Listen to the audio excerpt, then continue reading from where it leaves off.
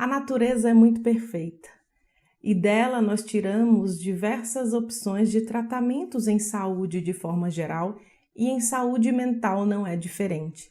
Se você está aqui nesse canal há mais tempo, já me viu falando sobre L-teanina, retirado do chá verde e do chá preto para quadros de ansiedade, foco e melhora de concentração.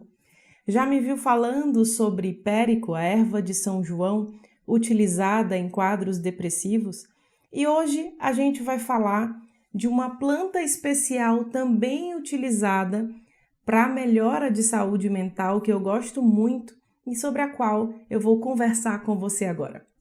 Se essa é a sua primeira vez aqui nesse canal, seja muito bem-vindo, seja muito bem-vinda. Eu sou a doutora Ana Luísa Aguiar, sou médica psiquiatra e se você não está inscrito, clica aí no botão vermelho, ativa o sino das notificações enquanto o Bruno vai rodar a vinheta.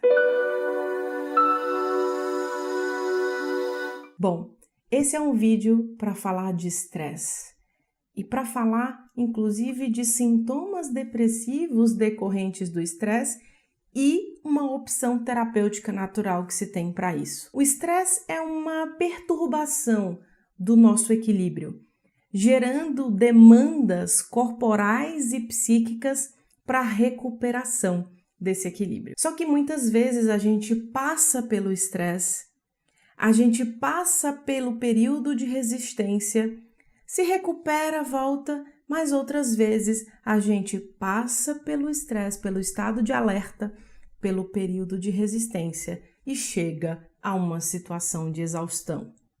E nessa situação de exaustão, a gente começa a desenvolver fadiga, tanto física quanto mental, começa a perder a capacidade de concentração, a memória já não é a mesma, né? Você pensa em pegar uma coisa na cozinha, chega na cozinha, você fica, o que eu vim pegar mesmo? Aí fica voltando para saber o que verdadeiramente estava precisando. Você já tem aí um prejuízo do ânimo, da energia, acorda de manhã arrastado, né? Não tem mais aquela motivação que tinha antes. Começa a perceber que está desenvolvendo uma tristeza que antes você não tinha. E quando a gente apresenta isso, muitas vezes a gente está falando de um quadro de estresse crônico que pode gerar sintomas depressivos, inclusive resultar em desenvolvimento de um transtorno depressivo real, a depressão maior, o quadro clássico de depressão conhecido. Para essas situações, a gente precisa pensar em algo que recupere a capacidade energética desse corpo, que atue sobre melhora da produção das nossas catecolaminas, que é como a gente chama dopamina, noradrenalina, ali a produção na nossa adrenal, responsável por essa regulação, e ainda que nos gere um reajuste no corpo que inclusive começou a alterar a produção de citocinas inflamatórias, porque o processo de estresse faz com que você fique mais suscetível a doenças. E a gente precisa de algo que melhore isso. Uma planta chamada Rhodiola rosea, muito conhecida por alguns de vocês e desconhecida por outros, mas também tem um outro nome. Raiz de ouro, anotei aqui para não esquecer, e raiz do Ártico. E por que esses dois nomes? As pesquisas mais antigas e onde ela era mais encontrada estão ali, na região da Rússia e Escandinávia. E por volta de 1947 surgiu o termo adaptógeno, dado para plantas que desenvolviam a função de melhorar a resposta ao estresse, diminuindo o sofrimento físico, diminuindo o sofrimento psíquico durante esse uso, durante uma situação em que a pessoa estava sob essa pressão. E, portanto, com o uso de adaptógenos, melhora essa resposta, reduzindo a exaustão ou evitando que o corpo chegue à exaustão. A Rhodiola rosea tem uma série de compostos fenólicos que a gente chama, que ajuda a sua adrenal essa glândula que eu citei, que fica ali logo acima do rim, a funcionar melhor. E ela tem uma ação que a gente chama de bimodal. É preciso ficar claro que o mecanismo específico de ação da Rhodiola rosea ainda não foi bem desenhado, e isso tem que ficar muito claro. Mas nós já sabemos que ela tem uma ação bimodal. E o que significa uma ação bimodal? Significa que ela tanto atua estimulando e, portanto, melhora da fadiga mental e fadiga física, como atua acalmando. E eu posso dizer para vocês isso verdadeiramente que funciona para as duas coisas, porque eu uso muito isso com os meus pacientes. Uso tanto em quadros de pacientes com uma fadiga em termos de desânimo, quanto em quadros de ansiedade. E a pessoa vai percebendo uma melhora do estado porque ela tem uma ação que a gente pode chamar de serotonérgica, ou seja, de melhora da utilização da serotonina entre os neurônios. Serotonina essa, aquele neurotransmissor que a gente sempre fala sobre ele quando está falando de bem-estar, quando está falando de calma, né, de motivação para a vida, de um estado de plenitude. É aí que a gente está falando de serotonina, né? Então, a Rhodiola rosea atua fazendo essa ação serotonérgica e melhorando essas funções que ficaram desajustadas em um processo de estresse. Mas em quadros depressivos ela também pode ser usada e tem sido usada, e eu quero deixar muito claro que ela não faz parte dos protocolos clássicos tradicionais da psiquiatria, tá?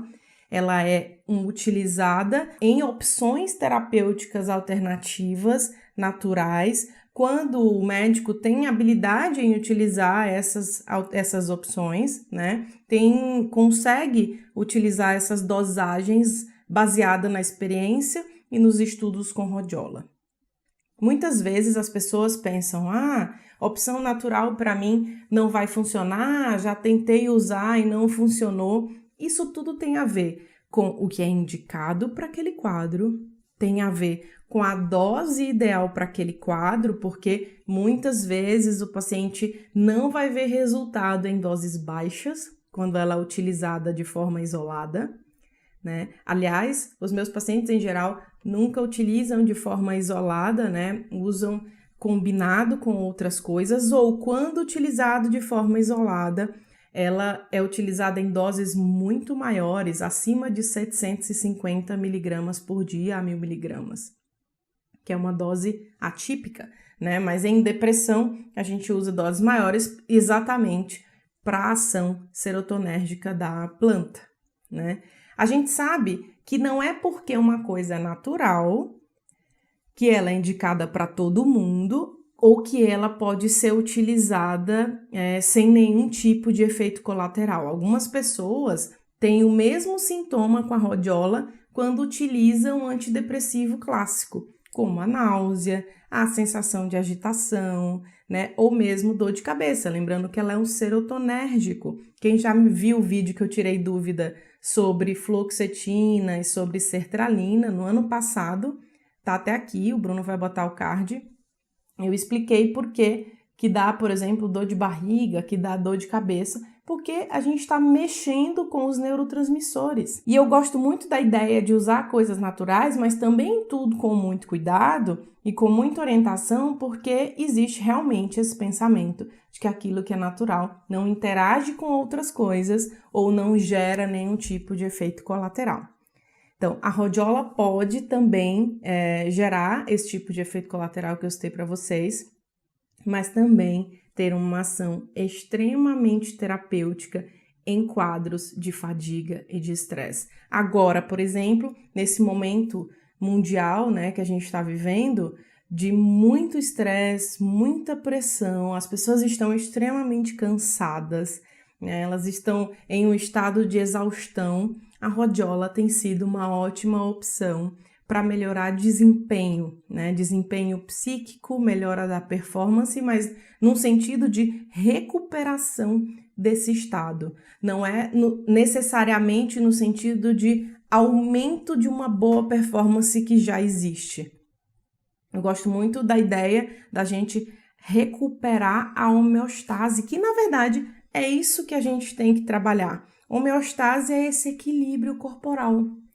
É esse equilíbrio do que você era quando você estava em um bom desempenho. E a rhodiola rósea é uma ótima opção para esse tipo de objetivo, tá? Espero que esse vídeo tenha te ajudado a entender que nós temos essa opção em estados de estresse e até de sintomas depressivos. Se você não assistiu o vídeo de L-teanina que eu citei e o vídeo de hipérico, que são os 2 vídeos que eu falei de nutracêutico e de planta, vai ficar aqui no card para você assistir depois. E se você gostou desse vídeo, acha que vale a pena compartilhar, compartilhe aí com seus amigos, nos seus grupos, inscreva-se nesse canal e eu aguardo você em nosso próximo vídeo. Até lá!